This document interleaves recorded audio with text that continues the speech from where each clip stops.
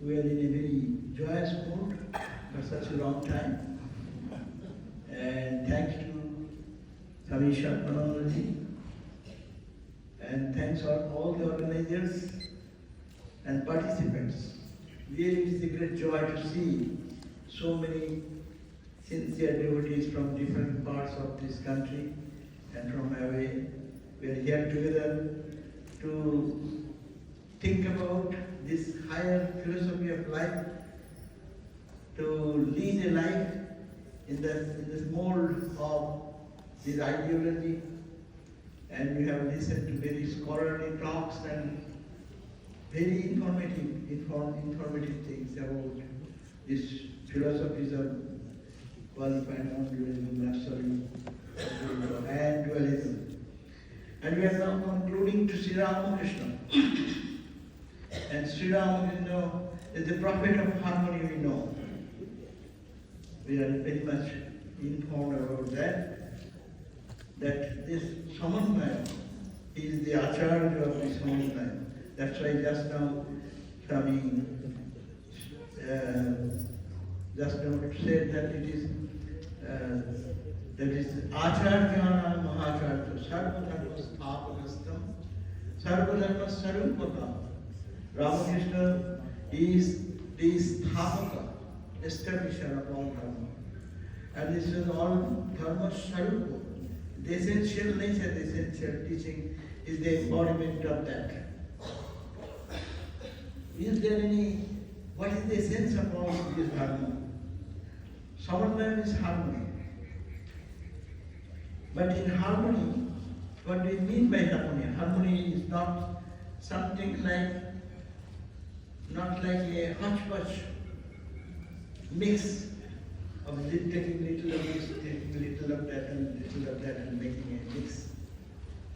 But Samanvaya is the unity, finding unity in the diversity that we have heard from yesterday, all these discussions. And Sri Ramakrishna stands there for this harmony in both interfaith and intrafaith. Swami Vivekananda, we refer to him, he says that Sri Ramakrishna is who? Sri Ramakrishna is he had lived in one life the whole cycle of national religious existence in India. Ramakrishna Paramahamsa, the latest and the most perfect, the concentrated embodiment of knowledge, love, renunciation, Catholicity, and the desire to serve mankind. So this he had lived, what Swami Vivekananda said, is very important to think that he has lived in one life the whole cycle of national religious existence in India. All the types of spiritual ideology which we hear about in this last discussion so many times, it is all dualism, qualified non-dualism, Vishishtadvaita, Madhadvaita, Suddhadvaita, Kevaladvaita, and all these different types of philosophies. All has been lived by different sages of India, and Sri Ramakrishna in one singular life have lived that life of all the experiences. And Ramakrishna Paramahamsa, Swamiji says, is the latest and the most perfect and concentrated embodiment of what? Is of knowledge. We are talking about Satchidananda, knowledge, love, renunciation, Catholicity, and the desire to serve mankind. Very fundamental point. That is Sri Ramakrishna. And here is the uniqueness of Sri Ramakrishna, is the embodiment of knowledge. Knowledge, not intellectual knowledge. Knowledge that gives us the direction to touch the ground of our very reality. Love, the universal love, which we are all connected with. In future, hearing our Satchidananda, Ananda, the Chit, Ananda. Renunciation. Sri Ramakrishna stands for the foundational principle of all religious ideology. Detachment to the external, attachment to the internal. And his exemplary Ramakrishna life stands there as a ideal before the whole humanity for all times to come. The world never has seen such renunciation as Holy Mother said. That what is the beauty? Some say, Holy Mother said that some say that it is in harmony of religions, yes. But more than that, Sri Ramakrishna stands for that extreme renunciation. He could not touch a coin. The thought of any worldliness could not be taken by him. When Marwari Lakshmi Narayan came and wanted to give some money for maintenance of his needs and the devotees, Sri Ramakrishna was how he reacted. He said as if he just rejected that and said, get out from here. He felt the pain that someone is putting a saw machine on the head of that Sri Ramakrishna. Such an example of renunciation the world never has seen. His Holy Mother said, that is the beauty of Sri Ramakrishna. And I think that is the foundation of all spiritual ideas which we have seen in the life of all the great saints. Swami Sarvadevananda continues, without studying Ramakrishna Paramahamsa first, one can never understand the real import of the Vedas, the Vedanta, the Bhagavad, and the other Puranas. See, anything we understand, but we do not know Kalpa Samadhi, we do not know what is called Swami Kalpa Samadhi, we do not know what is called love for God, to cry for God, and how one can be, just not reading any book, can realize God. He stands for the ideal of ordinary people. He said that just the first few periods of his life, and we find that he's crying for Ma. And what is his life an example to understand what is called one-to-one experience. You see, we see Sri Ramakrishna's life, he's crying and feeling the pangs of separation. No other thing, simple Ma is there, that conviction, Ma is there, and he's crying. Another day is gone, the sun is setting in the western horizon, and looking at that he's crying, oh Ma, another day is gone in vain. And he cried and wept, and rubbing his face on the bank of the Ganges. That intense calling, whole day, passionately asking for Mother's grace, and night time, whole night, dedicating that, and this simple, not reading any philosophy or anything. And what happened? His experience, what he saw, when he saw the first vision of Holy Mother, Divine Mother Kali, what he saw. It is duality, it is non-duality, it is all transcendental, all the three systems of philosophy, does it not? We see the expression of that. We see this whole Ramakrishna feeling the life meaningless, and why he was going to kill himself. He was just touching and he fell down. People say it is unconscious. But what Swami Sarvadevananda describes, that he saw that Mother's image that became lively and tangible, full of brilliance and light emanating from her body, and he filled the inner sanctum and sanctorium, and then his mind that infinite ocean of light and consciousness everywhere. It is filled with that infinite ocean of joy, ocean of consciousness, and it is described as he got drowned into that consciousness. And when he got drowned into the consciousness, and he stayed there for that day and the next day, Swami Sarvadevananda describes, no one has heard that. Immediately, she lost into outer consciousness. And Sarvadevananda Swami said, did he come back? When he came back, did he saw Mother? That's a different question. What we see in this experience, as we can analyze with our little mind, that what he saw the Mother first. It is not stone image.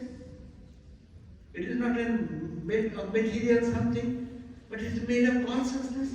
It is a light, tangible light, and that emitting that light of consciousness, spreading. So it is becoming form, melting into this label of duality. Is still perceiving that, and perceiving that light of consciousness pervading everywhere. And ultimately, a point comes when he loses his identity into that infinite consciousness. I think that this can be imagined. We can just Just in our mind we can think we are hearing about dualism, qualified non-dualism, and absolute dualism. See that in one experience we can see how he's penetrating the level of the dual consciousness when he's crying, weeping, and trying to kill himself, duality. Mother is there, conviction is there, and then when he sees the experiences, he loses himself and is seeing the infinite ocean of light, and before that mother's presence, and merging ultimately into it. And Sri Ramakrishna's life, only if we go through that, we understand the different stages of development. And Ramakrishna stands there uniquely to describe even that description. When we find that Sri Ramakrishna is being asked by Sarvadevananda and others, what happens when your mind moves into different higher planes? And Ramakrishna wanted to tell, but every point he is telling, as the mind goes into the heart chakra, and he talks about the light and illumination light, but he could not say because it is stopping his mouth. What does it mean? We are reading all the time in the scriptures. Experience cannot be expressed. Avam manasya dosuram. That is being verified in the experience and the expression of Sri Ramakrishna. So Sri Ramakrishna is a Samanvaya. If we see when Ramakrishna came in that period, contemporary spiritual environment of 19th century, Bengal and India, is fragmented religious landscape. India is marked by different Hindu sects, Shaktas, Vaishnavas, Saiva, Vedantic, Tantra, each often claiming their superiority. That was the context when he came. And he practiced in each discipline, and he proved that everything what is mentioned in the scriptures and every path what is mentioned, all are true and valid, and he practiced every sadhana. Also he proved that we need in our life, what we say, a teacher is necessary. Sri Ramakrishna is unique in his expression. He is God himself, if we believe that way. This sadhana was not needed, but this sadhana was never necessary to bring this harmony and unity, this samanvaya, that everyone can reach that same goal. It has been mentioned in the scriptures, we are quoting all the time, listening about them, but it can be done by each individual by his own following path. A Sakta, a Saiva, a Vaishnava. Sri Ramakrishna, as we know, that is practicing mother as God as mother, but we find that he has worshipped God in every form. After realizing that mother in that form, the gurus are coming to him and he is practicing all the disciplines. Why a guru is needed by Ramakrishna? That is also to bring this Samanvaya idea that spiritual ideal should be Gurumukhi. We find that Sri Ramakrishna did not run for gurus, but gurus came to them. Vairavi Brahmani comes, Tuthapuri comes, and all our teachers are coming. And practicing these disciplines is getting into the illumination and coming to the statement that we are reaching the same end. If we find that, I will think about Sri Ramakrishna's practicing his Hindu practices of Tantra, Vairavi Brahmani, brought that all these necessary things and guiding him to experience 64 ways of Tantra. Word has never heard that one can practice in one lifetime. Even to listen to names of the 64 ways, we do not know. And he practiced each discipline and entered into the same state of samadhi. Tuthapuri gave the Advaita Vedantic experience, reaching the same. Ramakrishna's open declaration that at the end he reaches the same destination. We find that when even after practicing, we'll talk about how he practiced other religions also. Hindu religion we know, Vedanta, Tantra, those are there. But when he was practicing Islam, he said that soon after the end of the continuous absorption of Sri Ramakrishna for 6 months in Nirvikalpa Samadhi, Sri Ramakrishna devoted himself in Islamic sadhana. Sri Ramakrishna said, I have to practice each religion for a time, Hinduism, Islam, Christianity. Furthermore, I followed the Shaktas, Vaishnavas and Vedantists. I realized that there is only one God towards whom all are traveling, but paths are different. I received the Allah mantra from Govinda Rai, and rice with onion was cooked for me in the putti bari, and I ate. Here I said, Sri Ramakrishna went and said Namaz, going to the nearby mosque one day. Sri Ramakrishna was wearing a cloth in the fashion of the Muslim. He offered the namaz and thus worshipped Allah there for 3 days. We find such description. Sri Ramakrishna, when a child, went to Dargah of Mainapur, Sarati Mainapur. Sri Ramakrishna went alone to witness the namaz of Eid in a village near Kamarpur and close to the ground and said namaz there. And he said that Sri Ramakrishna was standing under the peepal tree when he had a divine vision, lost outer consciousness, remained in that state for 2.5 hours. Sri Ramakrishna, this is the uniqueness. He is practicing Islam, and I hear that he forgot about going to temple, Mahakali's temple even, and took away all the photos from his room. And the Orthodox Brahmin is wearing the dress like an Islamic person, 3 times performing namaz with intensity. And the vision is said, just we read now, that he saw that while standing under the peepal tree, when he had a divine vision and lost outer consciousness and remained in that state for 2.5 hours. We never heard that it is seeing that someone is practicing Islam and having the vision like that. We hear about the Sufism and his guru was the Sufi guru. There is one beautiful story. One evening, Manmata Ghosh, who was his Ramakrishna's disciple, while he was coming back from his office, he saw one Muslim fakir was calling out in passionate voice in Calcutta, in Gedetala Mosque. And the Muslim devotee was crying, "Oh, Pyare Aja, come my beloved, come." And streams of tears are rolling down Fakir's cheeks, and charmed by the divine fervor, Manmata was looking at the Muslim devotee Fakir, when suddenly Sri Ramakrishna appeared before him. This is a description of that Manmata Ghosh. Sri Ramakrishna was returning from Kalyat to Dakshineshwar in a carriage in a company of Ramla, and Sri Ramakrishna getting down from that carriage rushed towards the Fakir and lovingly embraced the Muslim Fakir. So you see, the breaker of all religious denomination is breaking, and that experience is the transcendental experience where he has lost his consciousness for 2.5 hours.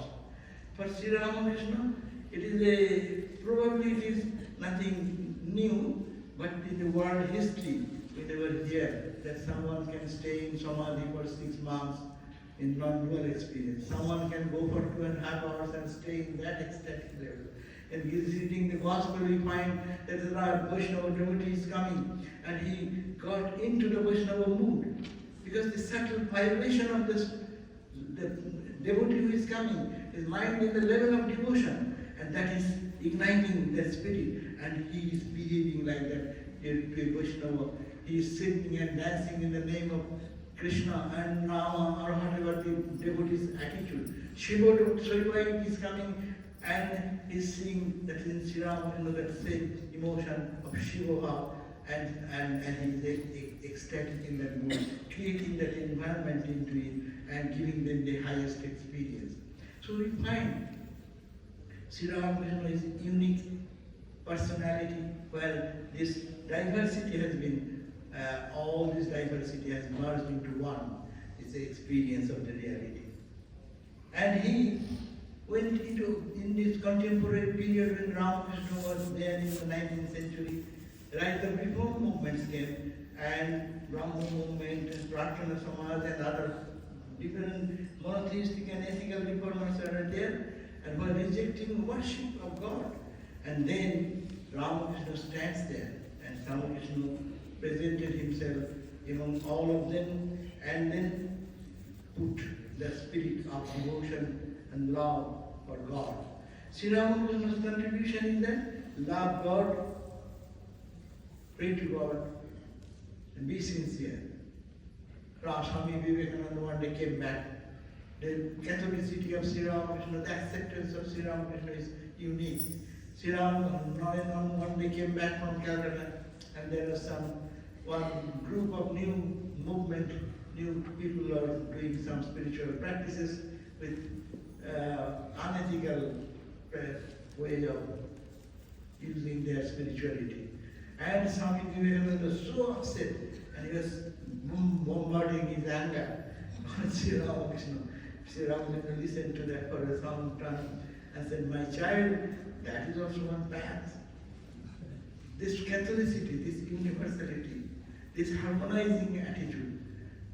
On that story, just to remember that Sri Ram, Baburam Maharaj, Swami Premananda was standing in Puri Jagannath temple, and it was a Sunday, and one Catholic Christian father was trying to convert the innocent people who were around, gathered around in front of the temple.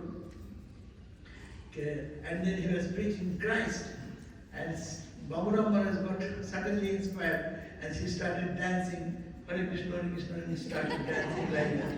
And as he danced, naturally with his high devotion and emotion, all of the devotees who were gathering around the Christian father, then turned back to Baburam Maharaj. And Baburam Maharaj, after singing, dancing sometime, and then his purpose was served, so he went to the temple and went back. But surprise, this is Sri Ramakrishna, unique Sri Ramakrishna in the history. That Sri Ramakrishna appeared in Baburam Maharaj's Premananda's at the night dream and said, "Baburam, why do you disturb them? Why not he talking about me?" You go next day, Baburam Maharaj wake up in the morning, try to find out the father, Christian father, which place, which mosque, church he belongs, and he went and begged apology. Baburam Maharaj begged apology for disturbing that converter Christianity, what we say, he's converting, he's a bad guy. But in the eyes of Sri Ramakrishna, it's me they are worshipping. That's why we find when in Christ's vision, you see that Christ merged in the body of Ramakrishna. That is the unique Samanvaya, not by talk, not by doing anything, but in living the life. So we are proud that we belong to Ramakrishna. We should be proud. Ramakrishna is a sect, because we are sect. We are one sect, is it not? Swami Vivekananda said, sect is not bad. Sectarianism is bad. Here we are a sect, Ramakrishna sect, Vedanta sect. Because you are very few people who believe in this philosophy of universality of all religion, who respect every religion, who believe in the divinity of each one. We don't believe in the sin. We know the lower truth, higher truth. We do mistakes, we correct. These are all special features of Ramakrishna Vedanta movement. And we are proud to belong to that. We are a sect, but we are a sectless sect. So we live our life as Swami Session-Samanvaya said, we are all representative of this unique Samanvaya Ramakrishna. I get the blessings, I pray for the blessings of Sri Ramakrishna upon us to guide us and lead us into our spiritual life. Thank you all for coming.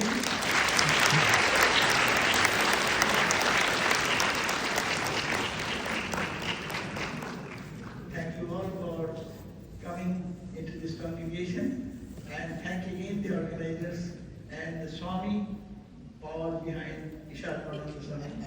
And because of you, we all came here and we have got the opportunity to participate in this grand ceremony. Thank you.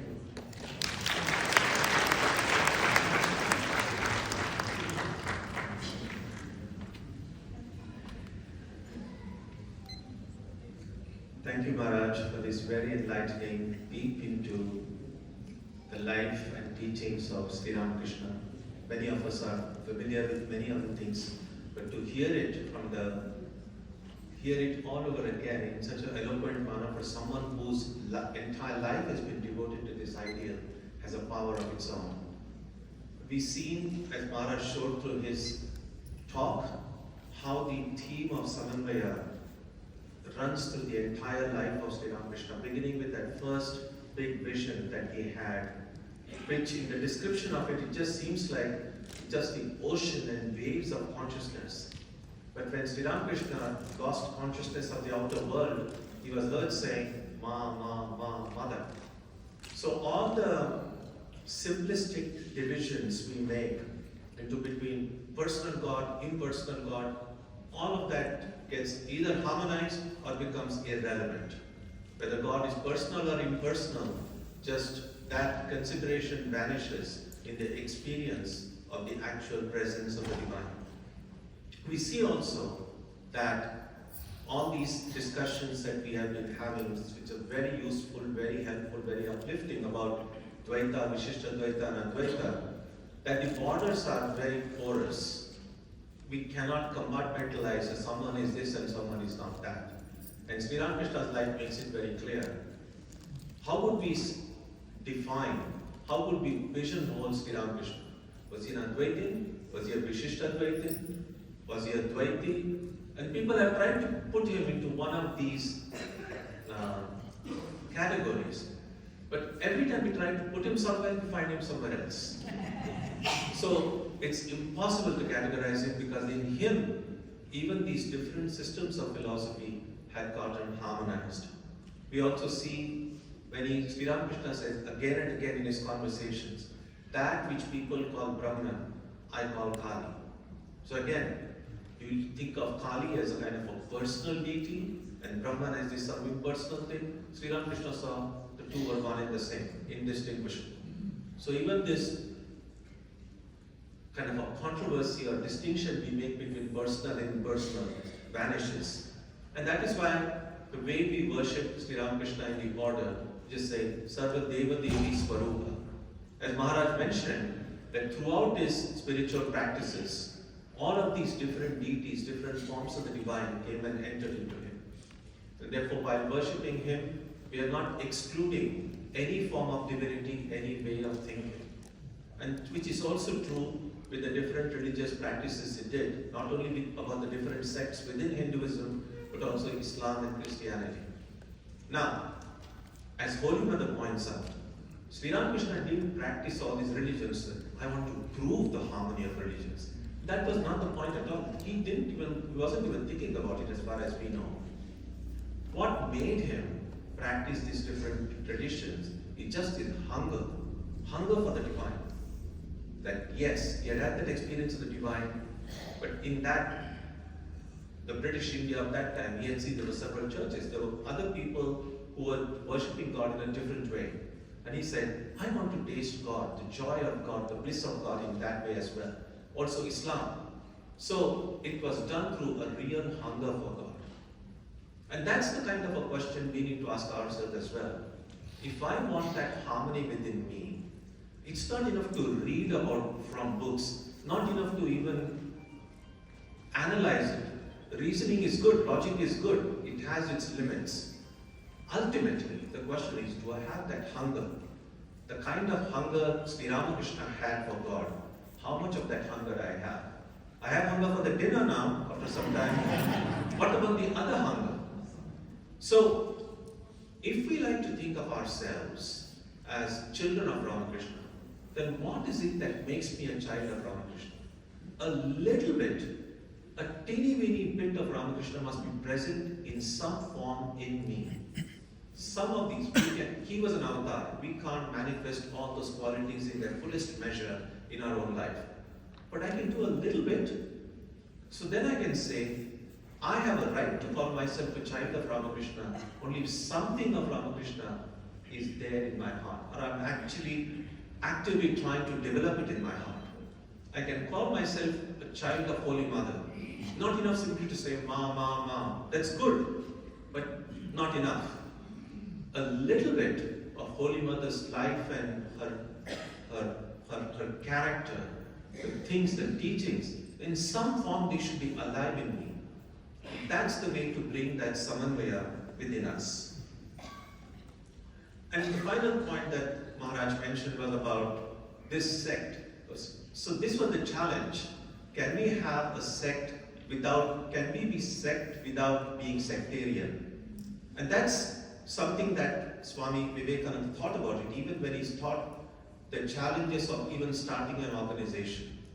Is it possible to have an organization without all the inevitable organizational difficulties and challenges?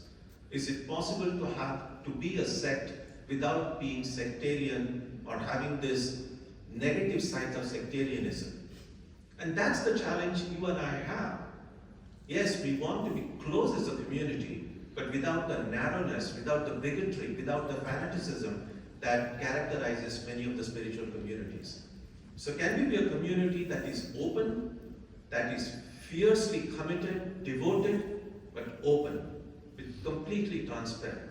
And that's the challenge, that's the expectation I would imagine that Sri Ramakrishna, Holy Mother and Swamiji have from us. And that brings us to the next speaker, Pravrajika Viraja Prana.